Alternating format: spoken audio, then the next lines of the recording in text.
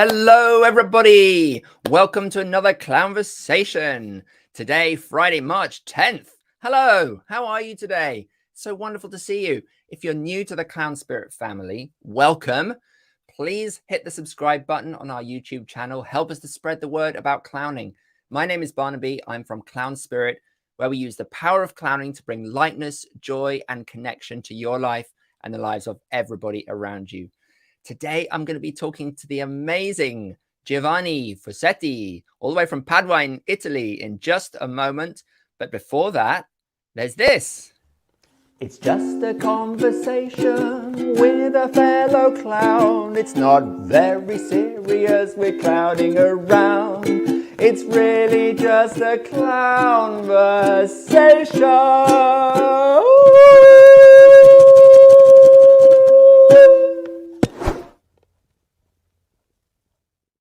Yes, everybody, it's Clown Rock and Roll with Professor Teddy Love. There it is. You have it. All right. So if you are there and listening in before I bring Giovanni onto the screen, I would love you just to say hi in the comments, in the chat. Check in. Tell us maybe where you are in the world. What's going on in your part of the world? What time is it? Did you just get up? Are you about to go to sleep? Are you in Australia and it's 3 o'clock in the morning? If so, welcome and thank you. Paola Malik. Hi, Paola. All the way from, I don't know where you are, in Paris, I reckon, Paola. Originally from Colombia, but living in Paris. Who else have we got today? Throw something into the chat and let us know you're listening. It's great because this is, the Clown-versation is, you know, it's bigger than a two-way conversation. We want to include everybody. We're building a community. And all the way through this Clown-versation as well, I would really welcome your comments, your questions, your thoughts, and those you know, just little memories and associations that you have. It's great to be involved. Just throw those things into the chat. Yes, Paola's in Le Pardon, in France. La la. Très bien. We have Margarita Blush, USA East Coast. Hi, Margarita. Mike, good old Mike from Salem, Oregon. He's a regular. Hi, Mike. Gail McNeely from Santa Maria, California, who's studied with Giovanni many times. Gail, an old friend. Els Vanderberg from Belgium, Deborah Catfish Jackson near Chicago, Chris Kaufman. Awesome, you guys. So great to have you. Keep them coming. Keep the chats going all the way through. It's so nice to have you there and all your support. So before I bring Giovanni on, I have one more thing to say. I am running a series of masterclasses called Clown X. You may have heard of this. Now, last weekend, we had the amazing Avner Eisenberg teaching one, and it was incredible, so valuable, 2.5 hours of time with Avner. And he just communicated a huge amount during that time, all kinds of wonderful information, questions. And next month, we have another Clown X masterclass with Moshe Cohen, who originally from the Pachinko method, and he's going to be teaching a masterclass on the inner clown. And that's going to be, I think, another 2.5 hour masterclass on April 8th, which is a Saturday at 9 a.m. in the morning Pacific time. It'll be 5 o'clock in the UK, 6 in other parts of Europe. So if you want to be part of that, it's only $39 to join. And you can join by going to this website right here. go.clown-spirit.com/clownx. Now, don't be fooled because it still has the information about Avner up there. But if you join, you will be going to the masterclass with Moshe in April. And it's a kind of subscription. So as long as you stay in, paying $39 a month, you'll be able to take the masterclass with whoever is on that month. Plus, you'll be able to see the recordings of all the past masterclasses that we've had. And we've had some really amazing ones. So go ahead and do that right now and get in on April 8th. We've had a lot more chat comments coming in. Ishmael from Turkey, Malin from Devon, Megan from Seattle, Pandora from Ontario and Canada, Nina from Finland. Oh my goodness, we're such an amazing international group here today.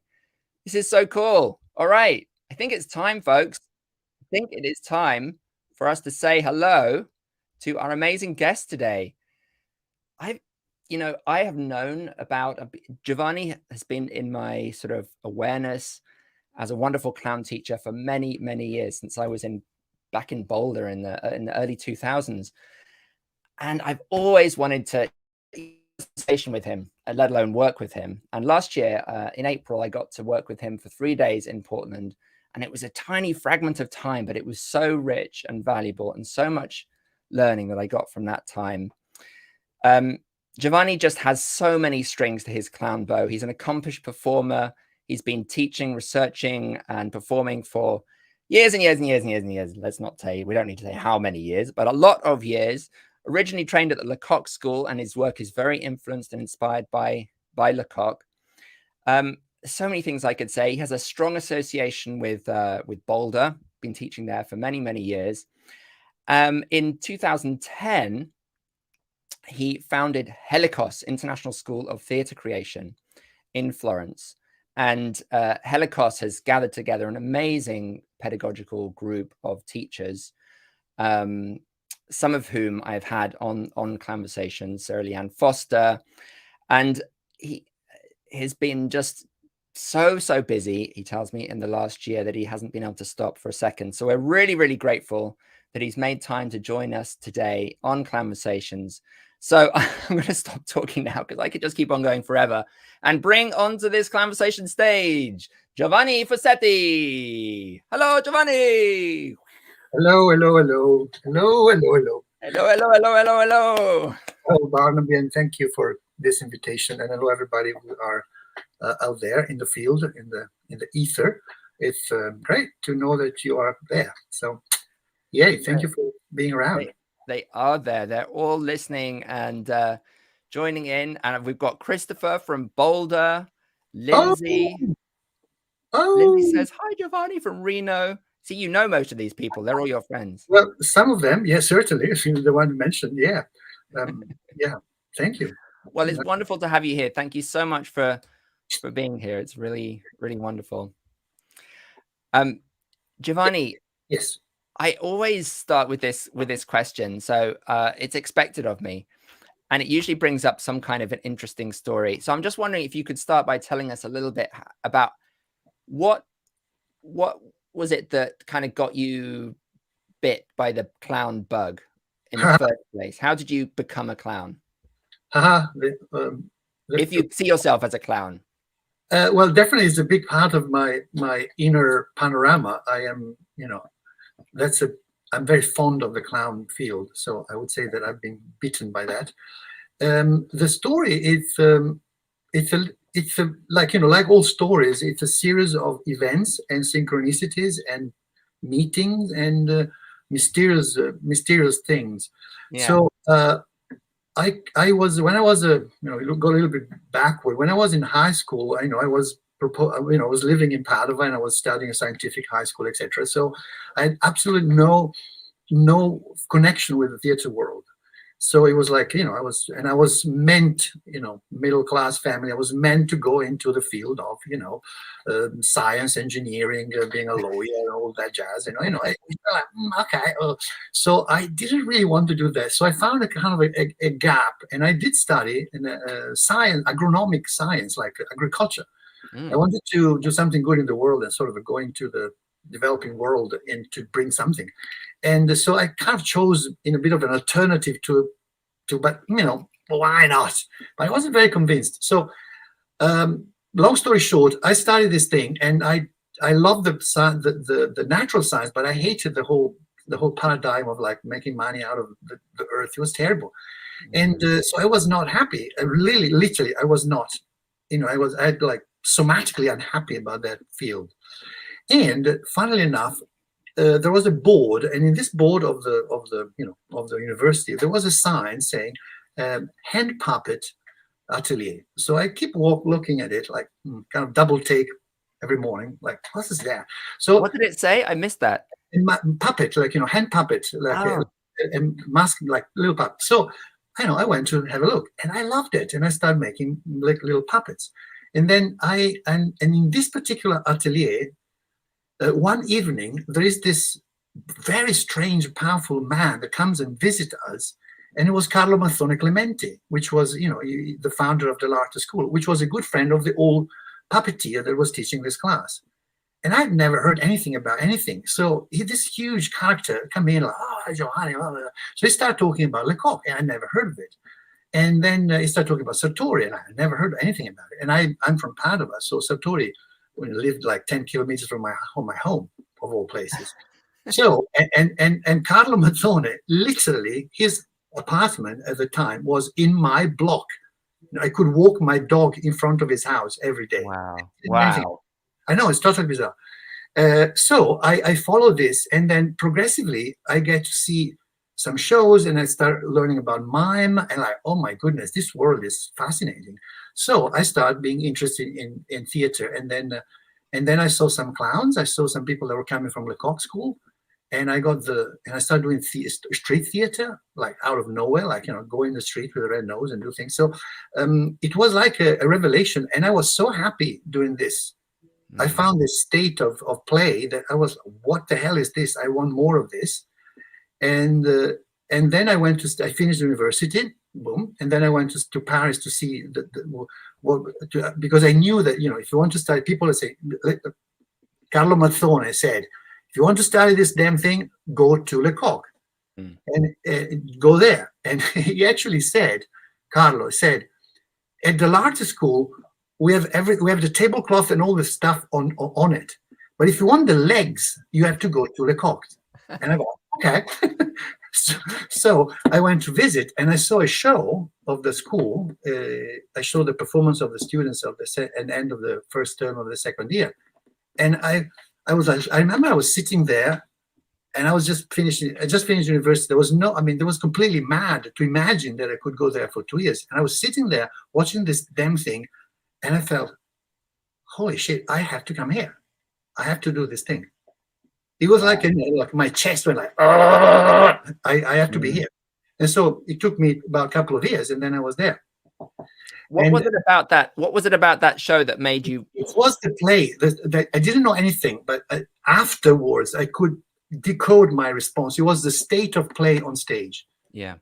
People were playing on stage. They have a state of interaction, le jeu. There was a joy, a physical presence that I only had, at the time, I had seen in wild animals, in kids, and in that stuff, which I didn't know that. And I had seen that material, that quality, in some of the people that had come out of the Lecoq School. There was a wonderful training ground in Italy. They called it, in the 90s, there was something called the International Meeting of Mime, and there were different teachers. One was coming from Lecoq School, one was coming from the Crew, one was coming from the Marceau School, and one was coming from a Russian, rather obscure, I would say, I don't remember. Anyway, so it was from Russia, and it was a wonderful class. It was like a week, every day you take 2 hours with each one of them, and then in the evening everybody is dancing in the streets. It was a fantastic week, and I could see that there was something in the work of the people that were coming from Lecoq that really touched me. And then eventually I realized there was le jeu, le jeu, and that play, that joy, that actual joy of being there, and the contact with the audience, which I know, I didn't know anything about it, but afterwards, like, because I had done some, work in another background that I had, that I started doing anything I could. And so I learned about theater of the press. I started working with children and people. I had to do my civil service in Italy. I worked with homeless people, and we did theater together. But I really wanted that jeu thing. So I abandoned my scientific field, and I went to Lecoq, and then I came back, and I never stopped. So that, I remember when we did our workshop last year, I think that you talked a lot. You talked about Bateson, Gregory Bateson, and the play, the sort of anthropological roots of play. It was just reminding me when you just talked about animals and that you'd only seen that. Yeah. And then I would actually add another thing is, strangely enough, these are all synchronicities. I use the word synchronicity as a Jungian term, like events that happen at the same time and seem to be random, but they're not. They seem to all converge towards the manifestation of something that needs to happen. And so one thing that happened while I was thinking about, I really don't like this university, I need to do something else. It was 1989, which was anniversary of the birth of Charlie Chaplin. And so the Italian television broadcasts a lot of virtually all of his movies, and I was having such a good time. Actually watching this thing, I said, "My God, this is such a good art, such a wonderful art." And of course, I mean, this Charlie Chaplin. You're talking about the highest character. It's amazing. But I remember being very moved by this wonderful rigor and this brilliant way of touching people through comedy. And so there was all this event that were happening, and I The Little Prince, the book, The Petit Prince. The Petit Prince. It kind of catches a migration of wild birds, and then he goes. And I really did that. That's such a beautiful story. This just collection of things all pointing in the same direction. And I went and I know, of course, people are saying, "What the fuck are you doing? I have a degree. My university teacher asked me, you could stay here." And I say, no. Oh, there's this other thing that gives me joy and happiness. And again, synchronicity events, like, he was like, he liked me because I had done a wonderful work there. I think I'm sort of, my mind is, I like thinking, and I did some work on ecology. So I did a research, and my thesis was quite interesting on ecology and environment, blah, blah, blah. So he went like, "Oh, okay, you don't want to do this?" No. And then this teacher said, "Well, we have scholarship to go and study abroad, but you have to find, and nobody asked them because, everybody wants to go to work. Nobody wants to study more agriculture." So I said, "Thank you very much." So I went to Paris, and I found an actually rather obscure class I could follow. And so in the morning, I was following this very boring, absolutely boring class on rural development. In the afternoon, I was studying Lecoq. And the scholarship made me go through it. So the first year, it was like, it's very strange. But anyway, long story short, after I realized that there was all sort of inner personal, transpersonal, poetic connection with the clown, with the clown world. I come from a very Catholic background, which says, in the beginning, it was the word. And then pause. No, that's inaccurate. In the beginning, it was the body. In the beginning, it was a gesture. In the beginning, it was wah, wah. It wasn't the word at all. It was the feeling and the body and the gesture. So this whole journey of clown comedy, blah, blah, blah, also was a profound reparation of and healing, I would say. It was this word, use this word, of my own need of like, wait a second, I want to be a human being. But interestingly, you say on your website, the body is the first space of knowledge and sensitivity of the human being, and that the progressive discovery of the principles of movement lead us back to nature, and Yes, nature absolutely. in this sense is the movement of life. So in a weird way, you did a circle back to completely. Yeah, but I had to go through like a full on Catholic education, a full on terrible schooling. I mean, my goodness, the schooling in Italy was like, occasionally the nuns, with all due respect with the nuns, but like 5 years of primary school with the nuns. And then, oh my goodness. And then the high school, nobody asked me, Fusetti, how do you feel about this? If I was lucky, some great teacher would say, Fusetti, what do you think about this? Oh, me? Can I say something about this literature that I just read? Oh, okay, can I say, but feeling? So it's very strange. I mean, I really went like, okay, I want something else. So it was like going to Lecoq school was my own way of de-schooling myself and learning something that I'd never heard before, and it was so cool. Move, not think, move. How does a dog move? How does a rat move? How does going out in the street and imitating people? Yes! That is the best show ever. Sitting in the Did you do that? Was that a part of the training? Go out into the street and imitate people? It was like, and we were encouraged to go out in the world. That was part of the training, the enquete. Go out in the world and look at people. Look at how the world moves. Look at how the world moves and become the world. Yes. It's brilliant. Become the world. That is one of the core brilliant intuition of Lecoq. Shut up become the world. Watch and become. This is mine. Carlo Mazzone said the same thing.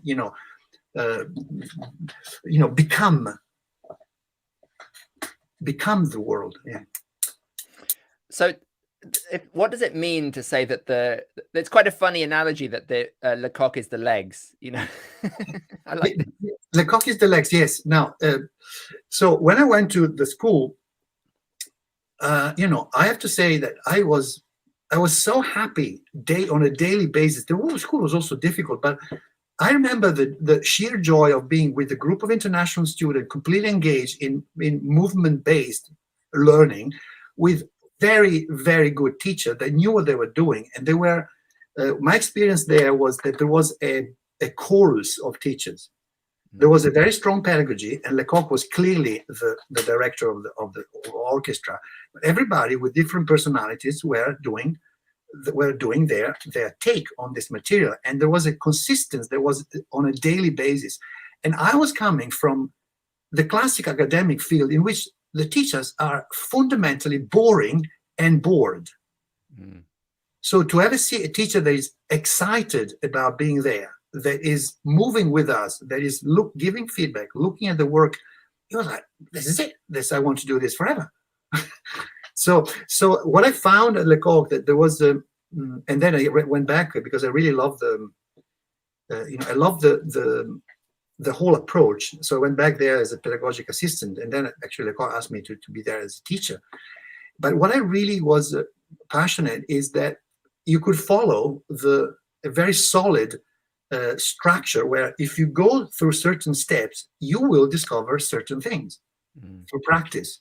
So the legs are the analysis of movement, the mask work, the work on state instead of text, the fact that you become the world by imitation. The essence of mind is the Lecoq approach.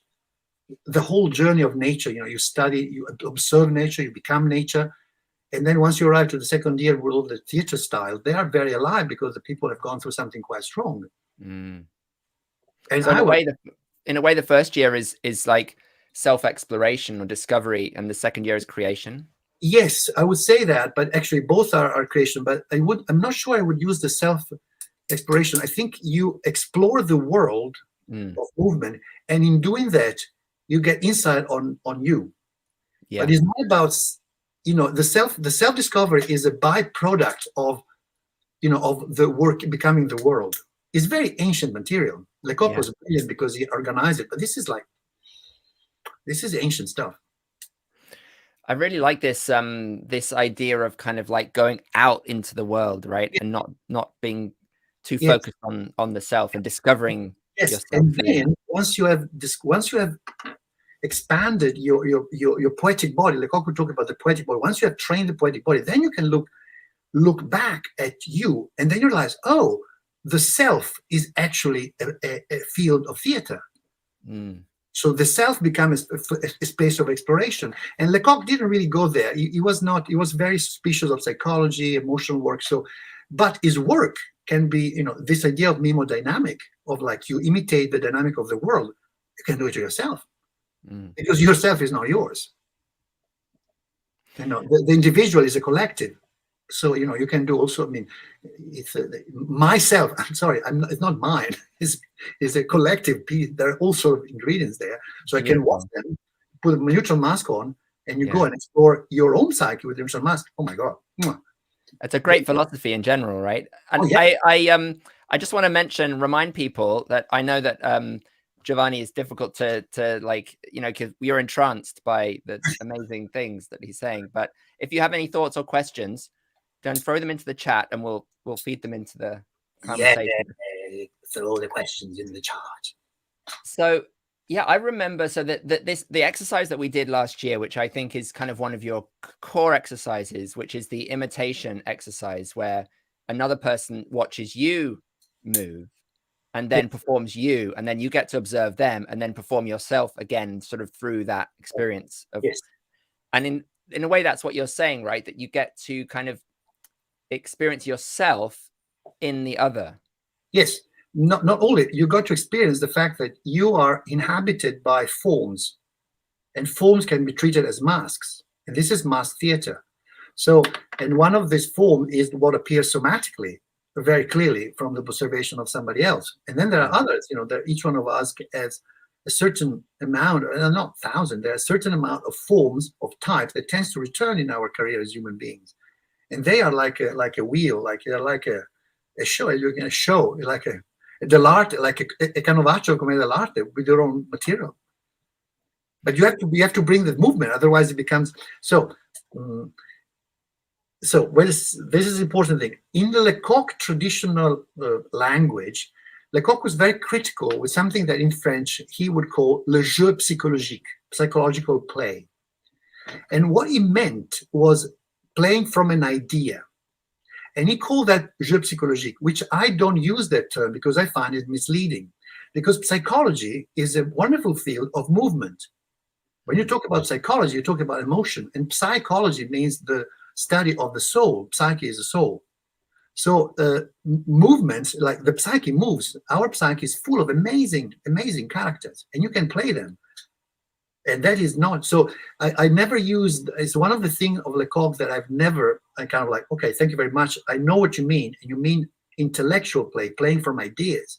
But psychology, I'm a great fan of psychology because there are some brilliant piece of tools, information, as well as some tools that can be very helpful in moment of life where you need some like figure out your emotional life. And I had fierce, pedagogic conflict with Lecoq himself because I was doing the pedagogic training at Lecoq in Paris. And at the same time, I was following the Gestalt training. So occasionally I had to miss some classes. And he went like, "Hey, what are you doing?" And therapy, you don't do therapy at school here. And in French, he even said one day, we really had a fierce conversation, debate, kind of a fight almost. He said in French, "Giovanni, tu te trompes. Yeah, you're making a mistake. You don't confuse theater and therapy." And I reply, say, "Hey, this is none of your business." And I told him, this training will make me a better teacher, and it's none of your business. And the year after, he asked me to teach there. So it was like it was provoking, but at the same time, I was like, "What is it you're doing this thing?" Because the year after, when I was sick, you were like, "Oh, what is this thing, Gustavo? What is it?" So, and it was like playing the one that don't care about it, but actually he was, of course, he was very interested in human beings, but he didn't want to get entangled with tears and all that jazz because like, oh, the wet territories are like, oh, and he was very clear about it. This is the beautiful thing, right? About taking some pedagogy or some that inspires us, but then being on this journey of curiosity and discovery that enriches that work and moves it on. And I will always be grateful because Lecoq was a brilliant teacher and he had his own shadows like everybody. For instance, the content of his work is phenomenal and I'm still very influenced by the content, but the container, the way you teach, I've done a lot of upgrade and transformation. So the kind of setup that I create with the students in the class is not the same as traditional Lecoq work, but so what? Thanks to my work in that field, I was able to understand what I wanted to follow. And one thing that I always say about good teachers that their most phenomenal gift is not just the technique or the skills that they give you, but they give you time to continue the work. Because Lecoq spent his entire life to set up this wonderful structure. And I received it in 2 years. And then the third year I was there for teaching. And then I was in my 30s. And I had this material that it took 40 years to develop. So literally, he gave me 40 years of time to continue the work. This is incredible. Yes. Wow. It's absolutely stupendous. And so I work with the same perspective. So I dream of the day in which I will be redundant because everybody will be doing much better work than me. Like, great, I'm going to retire happy. So yeah, we'll talk about Liz and Sarah and the legacy and how they've been working with you. I want to talk about that, but I also want to get on to talking a little bit about Clown, because one of the differences, as I understand it, with your work from Lecoq is that he reserved Clown to the very end, whereas you sort of found a way to integrate it with mask work. Correct. So, like a little bit of history of pedagogy here. So I went to Lecoq very much because I wanted the Clown, and I didn't know much about everything else. the first year for me was when I read it on the paper, it was complete mystery. I had no idea what it was. I knew about mask a little bit, but I wanted a clown. And then I discovered all this other level of work, which was wonderful. And I have to say that one of the weakest territories of the school for me was clown. Mm. Almost everything else was rather brilliant, more or less brilliant, or very brilliant. And the clown was like, it's just like, no, this is really, because, and so I was like, and so I had a lot of experience at that time watching how, Lecoq was doing the classic, after a week of, you would call cotillon, first week of clown is like people come with like fauné, like, dressed up and be funny and be silly. Fine enough, okay, telling jokes, etc. Okay, be random, or why not? You're like, okay. And then the week after, you're told to, well, bring a clown and be funny. Okay, so all of a sudden, people come with their kind of a costume, a red nose, and be funny. And then, okay, that's not funny. Sit down. Like, okay. So, and then I was observing that some people were always funny, whatever they were doing. You walk on stage and everybody laughs, and they don't know why. Other people were trying very hard, and it wasn't funny. Or some people had very funny costumes, like, but that costume, actually, anybody with that costume would be funny. Or some people were doing funny pantomime or funny. So it was like a survival game. You're like, let's make something funny. But I wasn't very happy at all. And I found something funny, which was more of a slapstick stuff. But and then I was a student there. I was watching, like, there's a moment when people are told, this is funny, sit down. That there's a little bit like, there's a moment of some sort of other deception or libido, like, and then everybody laughs. And then, like, why everybody laughs right there? What is that is happening when the person give up all intention to be funny? And all of a sudden there is fun. And then the person tries to do something again and it doesn't work. So I went like, okay, I left the school and then I started observing, like, okay, so I'm interested in that moment where the person gives up all intention of being funny and see what happens. And then wait a second, this is what people, the neutral mask in the beginning of the year. Nobody's neutral. And in trying to be neutral, people do all sort of funny things. And in the Lecoq approach traditional, I say, that's not neutral. But what I do is like, that's very interesting. Look, it's not neutral, but it's actually pretty funny. So I work with the red nose and the neutral mask in complementary. So long story short, there was one exercise at Lecoq School. There was just a movement exercise for 30 people, where, 35 people, huge classes, where we were watching each other's walk, and then, that's interesting, haha. But it was like an hour, and it was like, collective exercise. And I thought, wow, this exercise contains the whole damn thing. Because I had this, I can see why some people are really funny. Because the way they are naturally, it contains timing, character, states, emotion. Wow. They're like sitting on a gem and they have no idea why. So I followed that particular piece of information. And then I went to study, Gestalt. I went to study Wilhelm Reich, character analysis, postural. And I want to know more about that, because then I can work and see what actually is happening. And this is work on neutral mask and clown at the same time. So this is where my pedagogy appeared. And then there was a lot of research around, the contact. For instance, the Gestalt approach is talking about to be in contact. Like the eye contact is not just eye contact, it's not just mistake, it's the fundamental need of human nature of being seen and seen. It's called co-regulation. And it's something that happens to all children when they co-regulate with their carer. And the clown, by being in full contact with the audience, is basically evoke the fundamental naivety of everybody. Naivety is naive, native is the same word as native. So we want to become native of our own body. I remember you saying that during our workshop last year. That was a completely new association for me, and I found it quite fascinating. One of the things that most people will associate with clown is naivety. And naivety is that regard that we have where we don't know, but we feel. And it's typical of the children. They don't know, but they feel everything. And they don't know. The stupidity is like, again, I'm a big fan, for those who know me, I'm a big fan of etymology, stupidus, stupefied. To be stupid is to be stupefied by, oh wow, oh, I've got a lot of feelings. I don't know what they are. Mm-hmm. And people will, if you look at the audience and you create that contact, full nose contact with the audience, you tap into the naivety of the audience. So they can either follow you in naivety or run away or hit you or kill you or something, or hit the clown because it's unbearable. Or sometimes it happens, they might hate the clown because they don't want that naivety, because it's like, it's too stupid. Everybody's being blamed for being stupid. So you integrated Gestalt and Reich, the Reichian, Wilhelm Reich. Yeah, Wilhelm Reich. Now, I have to say, I had also another frequenting.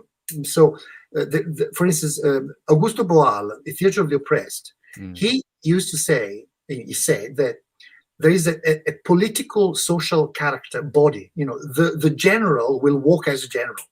So he was watching the society and seeing that there were types in the bodies. There were the social structure was perceivable in the body of people.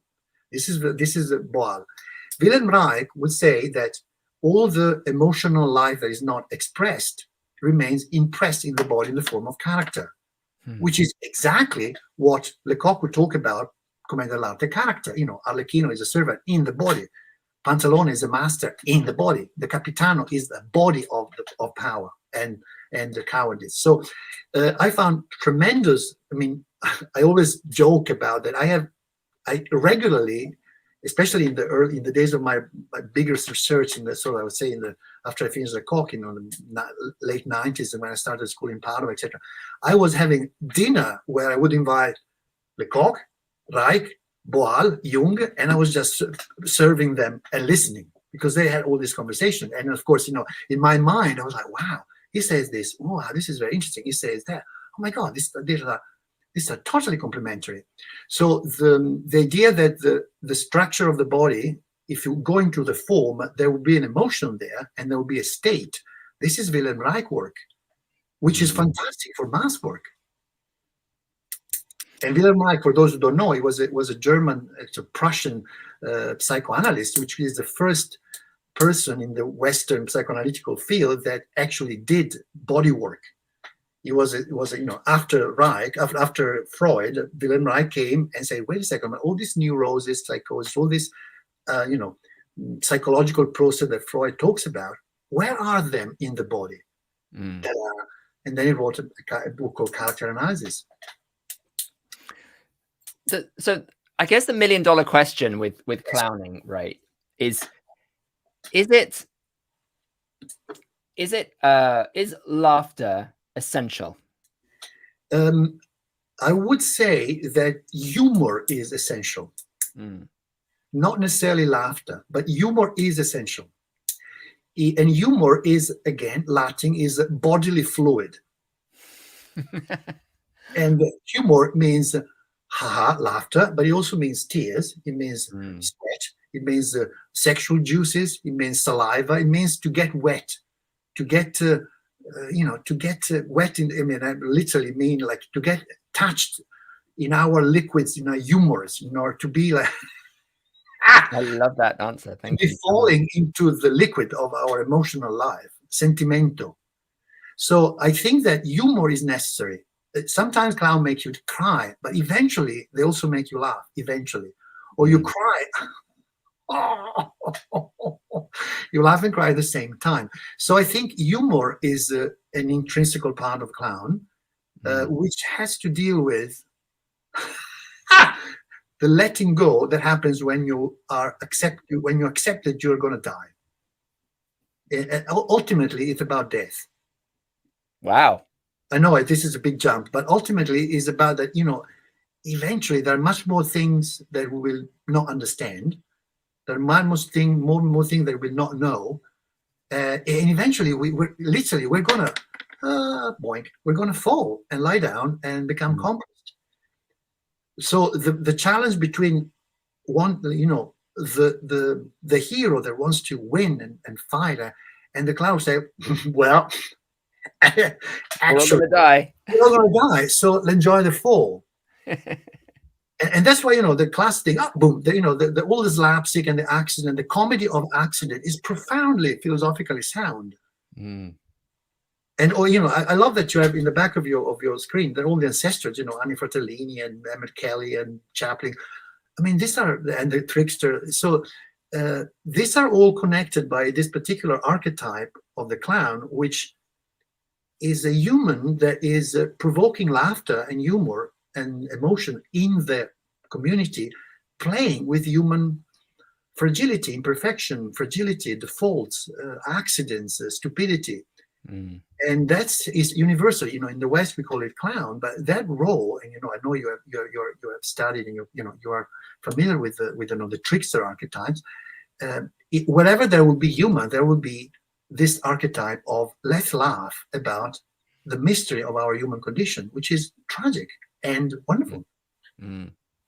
So being funny is kind of a byproduct of that exploration.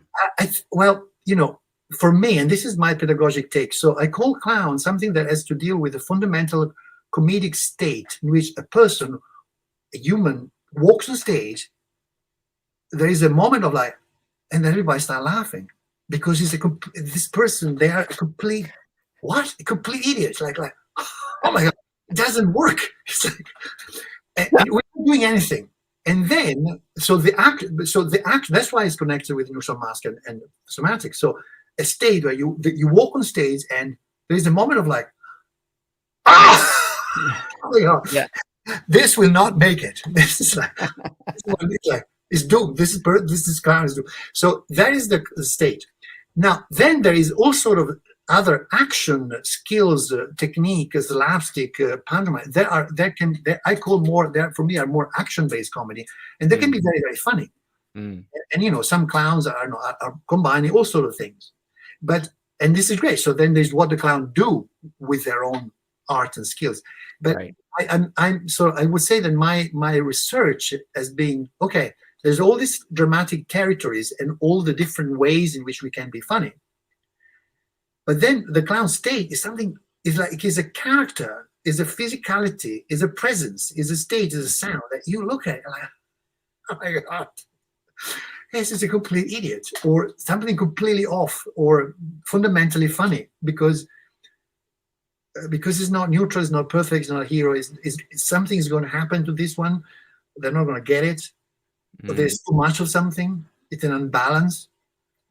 Whatever, to put all the emotions. So I think that was I would say that is specific about my contribution to the clown community as being to work on this state that comes from a somatic work on everybody and finding what is there that is funny about you right now.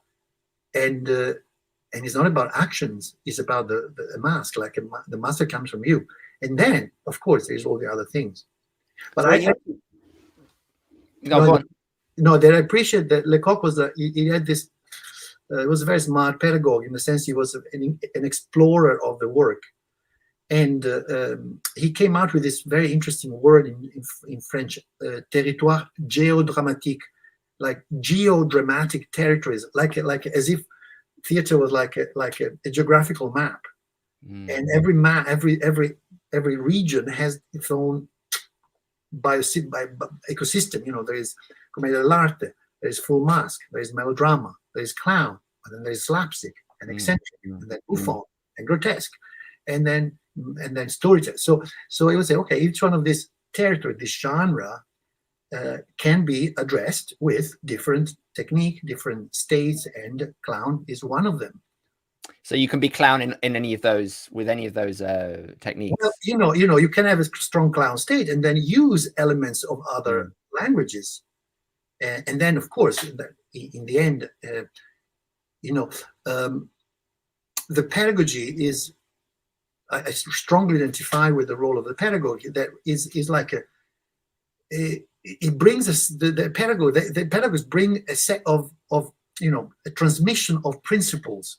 And then the students will learn them and do whatever they want to do. It's like almost like the rule of engagement with the art. And then you do whatever you want. An element of, and in Lecoq there was a lot of in French he called it les fondamentales, the fundamentals about technique, movement, rhythm, writing, crescendo, mask, mistake. You just name them. There was a lot of technique. And technique is the tool that allows you to act on material, on the matter. And the matter in this case is your body and the theatrical space. So to learn technique is fundamental. And on this level, the pedagogue is almost like a referee. Beep, like, beep, like in football, beep, you touch the hand, you touch the ball with your hands. Can't do that. But when you were talking about Lecoq, and this is true, I know of Gaulier, this pedagogical sort of approach of saying no to a lot of things. But I don't think that you really work like that. Well. This is, unfortunately, we have limited time, but this is a very big topic because there is this thing about via negativa, right? Which is a term that Lecoq never used, by the way. It is being sort of associated later. So how are we doing with the time? Okay. We have like 15 minutes. Very quick. Okay. So via negativa is a philosophical term, and it's actually come from theology. It's an old term. It's a negative way. It was used by theologians to define what God is by saying what God is not. So God is not evil. God is not ugly. God is not angry, blah, blah, blah, blah. So you define something for what it is not. You say, this is not it. So the pure via negativa of Lecoq approach would be that you set up a theme of improv, people go out and do something, and then the teacher say, no, this is not it. Next. Okay, you try. And so you don't say what you want them to find. You say, hey, there is a wonderful theme and there's something in it. When you will find it, I will tell you. But if you don't find it, you have to keep searching. So that's via negativa that you now strictly talking about, like, this is not it. You want, well, but you find it and then like, this is it. So then, and this is interesting thing, useful. Then what I don't do that, because then I say, oh, this is not it, it's actually something else. And I will describe what it is. This is not what we're looking for, and it doesn't work for this and this reason. But if you find it, and I tell you, oh, that's it, and then what you just did, let's talk about it. What was it? So I use part of the via negativa in saying no, but the via negativa, I don't really use it like that. And another thing about via negativa is that is about creating obstacle, making if something doesn't work, if the task is an ethical task of the teacher to say no. So if people confuse via negativa with the feedback that says no, this doesn't work, and I'll tell you why. So, and this is a crucial information in an art school, or in an art training, you have to point out the things that don't work based on the technique that we are learning. Yeah. If you miss a note on the violin, like that doesn't work. If you're out of tune in a chorus, that doesn't work. If you don't have mask articulation, the teacher has to say, no, this doesn't work. But that's not via negativa. No, that is feedback. The via negativa is, no, doesn't work, and I won't tell you anything else. Yeah. But then watch out, because most people associate via negativa with something else, which is, this doesn't work and you are terrible and you will never make it. And you should give up and become an accountant or a housewife. That is not via negativa. That is abusive teaching. And I see a lot of confusion about it. Yeah. It can be teachers that dismiss you personally using criticism that I like, cross boundaries of roles and just basically make you feel miserable for no reason. That is not via negativa. That is, I call it abusive teaching. It's nothing to do with via negativa. But lots of people, via negativa is terrible. Like they made me feel so bad. No, well, that's something else. The theater art is hard. So I try to practice with, if it doesn't work, my point as a teacher is to give a feedback on why it doesn't work. It's not my opinion that I like it or not, but we are learning about. So that's why technique is crucial, because I have to give feedback based on something that we are all trying to learn and we can see. A director will say, I don't like that. It's not what I want. Okay, great. Well, that's a director. Yeah. Well, that's nothing. That's not a pedagogue. Thank you, Giovanni. So we have about 10 minutes left, and I just want to invite any questions from folks watching. It'd be nice to have like a little Q&A at the end. Give Giovanni a chance to take a breath, drink a glass of water, because you just give us so much information, insight. already.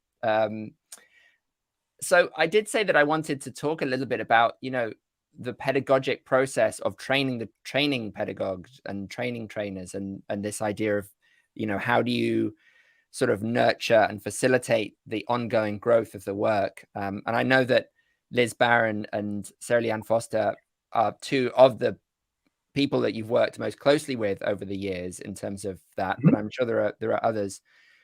And I wondered if you could, while people are thinking of questions and putting them in, maybe you could just start by just saying, well, what has been your approach to nurturing that next generation, and what is exciting about that to you? Yes. Well, there's a few principles. One is that you have to have done the work as a student before moving on into the other side as a teacher. So the extensive the extensive pedagogic training that I've done was with people who were already being in the role of students of that material. And that is crucial, because otherwise we become academic, and nothing wrong with academic, except that for this work, I think there is a trap. If you want to remember, by first having done that process in the side of the student, remember physically their experience, emotionally, mentally, blah, blah. And then you can ask, okay, now let's observe not what the student does, but what the teacher does, and what is the interaction between the student and the teacher, between the material that we're trying to learn and the student, and between the material and the teacher. So it is a field of observation of the process, where we observe how certain intervention affect, and okay, the student does something, great. What do you, teacher, perceive? What is your perception? And what are the options that you have here? What could you do? So it becomes basically, my approach is to observe the process of learning and distinguish the ingredients, the roles, your role as a teacher, the students, and how the material grows through role playing, like analyzing of the role, and so that people can find also their own style, because you can practice the same approach, but personalities will come in, and different teachers will have their own personality and their own vision and their own desire, which will be giving a certain color to a certain taste and flavor to their work. So there's a question here I don't know who it's actually from, because their name, I'm going to put it up here. Their name on their YouTube name is Players Serious Business. So I expect they have a real name. But the question is, Giovanni, who is your favorite clown, past or present, and why? Charlie Chaplin, no doubt. Why? Well, I can say that he was brilliant it was really, for me, it was very moving. It's very moving, his way of move. But also I can see a whole social, political, even understanding of the world that is not just comedy, is also deep political, philosophical, even spiritual, if you can say that. It's like there's a whole background. So it's about human condition within a society. Yes. And he was designing, I mean, some of his movies are extraordinary. I mean, by all means, that you can see the fabric of the society and the tension between, there's a class, extraordinary class observation. Do you have a favorite movie? There is. I mean, I love the Gold Rush, and I love the early short one. And I have to say that I was really deeply touched by the Limelight, his last movie, about the essence of this old comedian that, Speaking of death.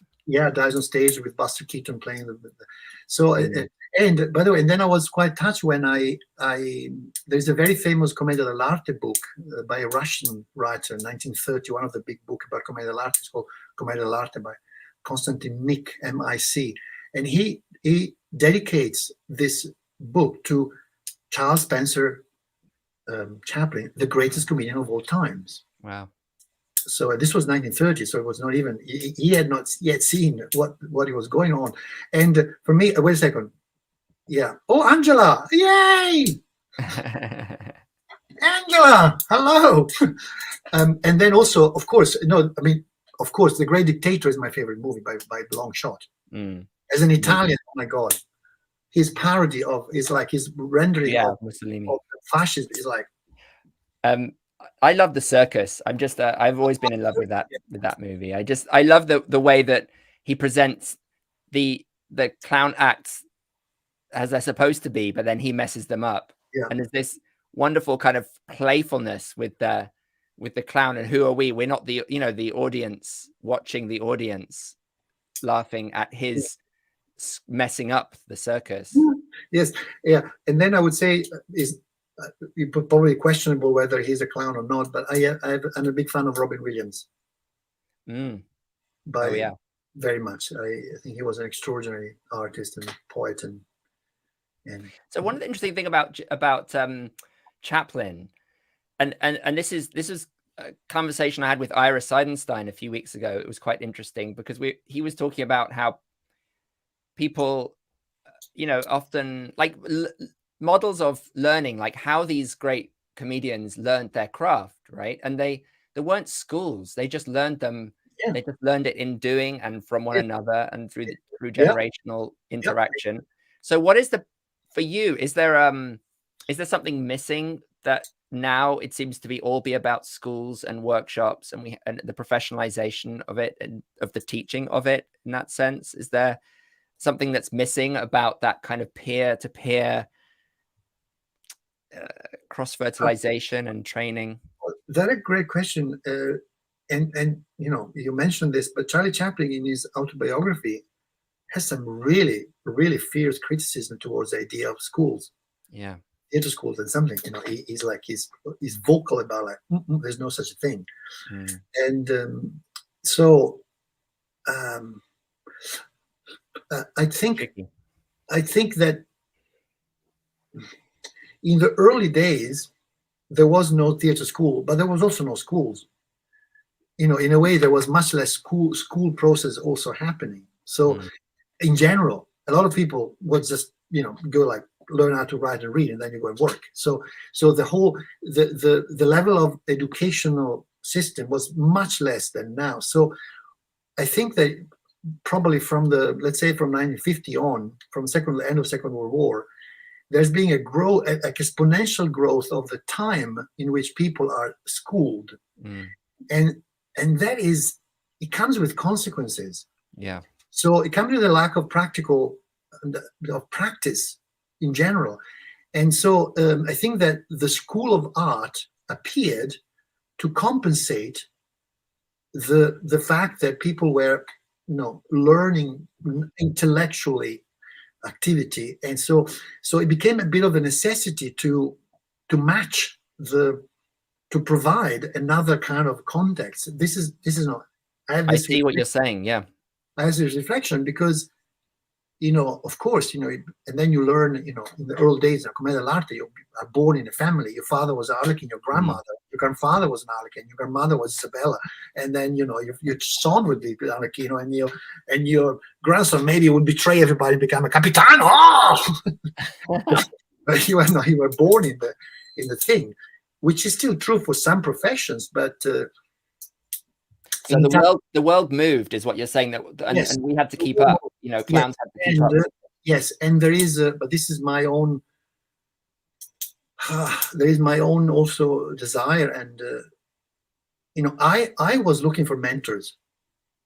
I was craving for mentors. I was craving for some damn education, not the bullshit that I learned in school. I was craving for some human being that could actually, that I would follow and this is an archetypal figure, and I call it the mentor. But human beings are come on Earth unfinished, and we need the previous generation to initiate us into the thing. So I think that the need, and this is my observation, and also my experience. So there's also some of my projection of my own career as a human being. But I think we are in a huge lack of mentoring. And when I mean mentoring, I mean like adult or people of the previous generation that actually are mentoring, are giving feedback on young humans that are want to jump in the world. And this is human. This is nothing to do. I mean, this is human need. We are not finished. We need we cannot mentor. As this is my take, as a human, I cannot mentor myself. I need, I don't have the damn thing. I need somebody who from children on. I need the previous generation to give me a certain amount of like that, and then I will do my thing. And I'm very grateful to the mentor I found. And when I went to Fukuoka, I found brilliant teachers around. I wouldn't be here if I had not met some people that are like, come here, what you're doing is this. What? Yes, you're doing that. And if you want to know more of that, go there. Oh, thank you very much. Yes, this is a great insight. I thought it'd be really nice to finish with this question, which I think is a nice question. What kind of clown do we need most in today's society?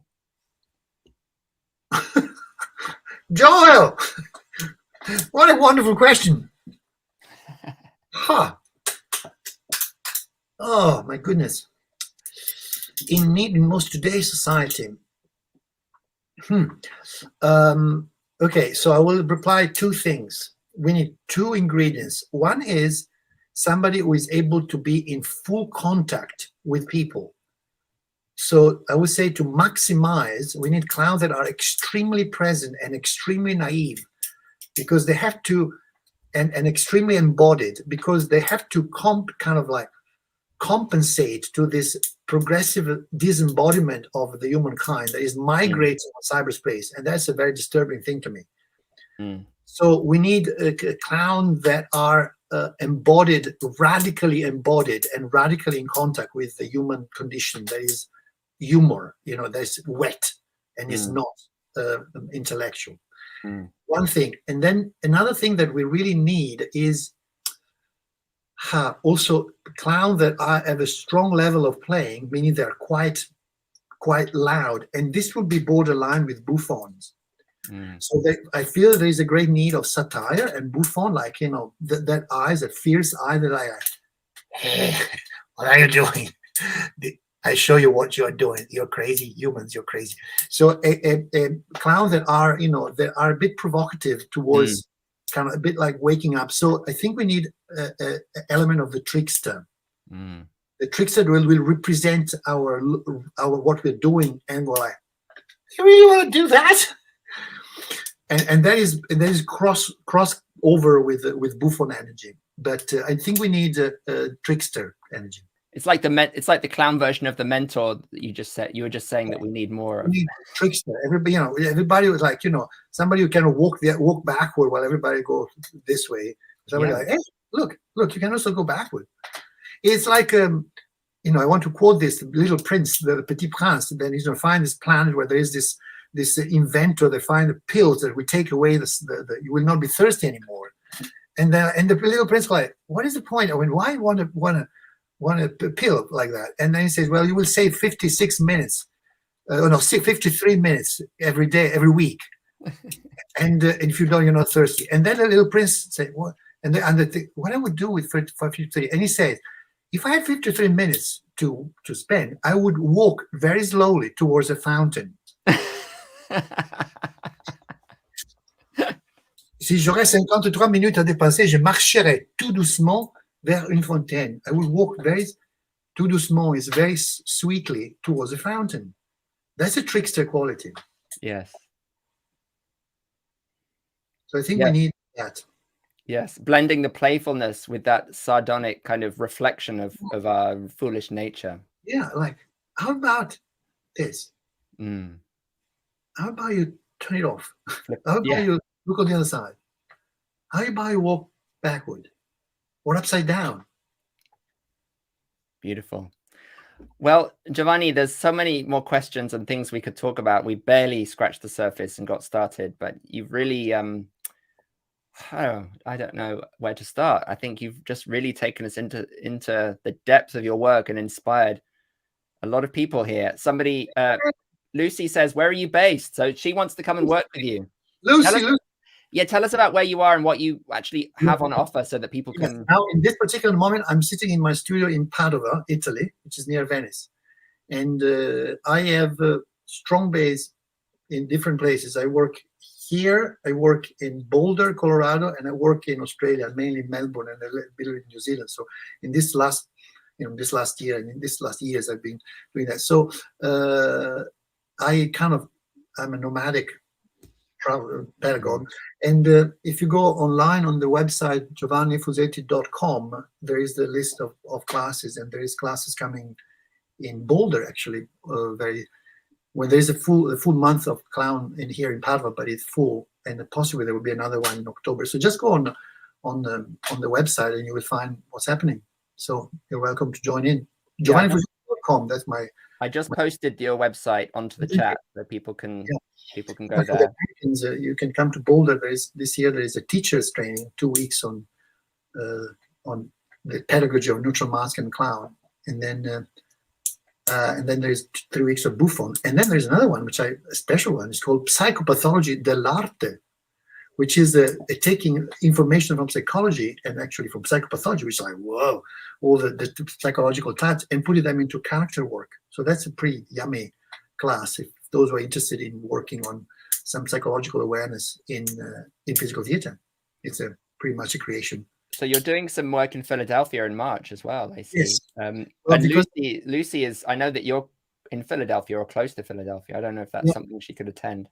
Yeah, this is a pedagogic class. There are 2 weekends on teachers sort of teaching the 20 movement, and then one is a supervision class, meaning teachers that wants to bring material from their own practice and we work on it. These are 2 weekends at the end of March and the beginning of April. It's actually coming very soon. Yeah, everything is on the website. Yeah, I'm looking at it right now. Yeah, recently I've been going to Philadelphia because I teach at the Big Iron School, at MFA in physical theater and devising. So I'm a guest teacher there. Well, Giovanni, I just want to thank you so much. There's just such a great kind of integrity and depth and curiosity in your work, and very inspiring. Woo! Thank you for inviting me. I'm very happy I've been chatting about this with this mysterious cloud of people all over the planet. It's quite amazing. Clown spirit. Oh, there it is. Clown spirit. Yeah. Thank you, everybody. Thank you, everybody in the clown spirit to hold the joy of the field. Thank you for the work you do with joy. Yes. Thank you so much, Giovanni. My great appreciation. See you again very soon. Yay. Oh, bye-bye. Arrivederci. All right. So thank you so much, Giovanni. And thank you all for tuning in today for another Clown-versation. I'll be talking next week with Julia Proctor. And I have some very exciting Clown-versations coming up, including, Giovanni will be interested in this one. I'm speaking to Jacopo Fo in a few weeks. It's going to be a recorded Clown-versation with translations, etc. The son of Dario Fo. I'm also going to be talking to Jos Huben in a couple of weeks, who's a wonderful, wonderful teacher. So a lot to look forward to. Thank you so much for joining us again. And I just want to remind you that Moshe Cohen will be teaching a Clown X masterclass on April the 8th. Clown X is under the banner of Clown Spirit. And you can sign up for that at the very easy to remember website. Looks like this: go.clown-spirit.com/clownx. All right. Thank you once again, Giovanni. Thanks to all of you for being here, and I'll see you next week.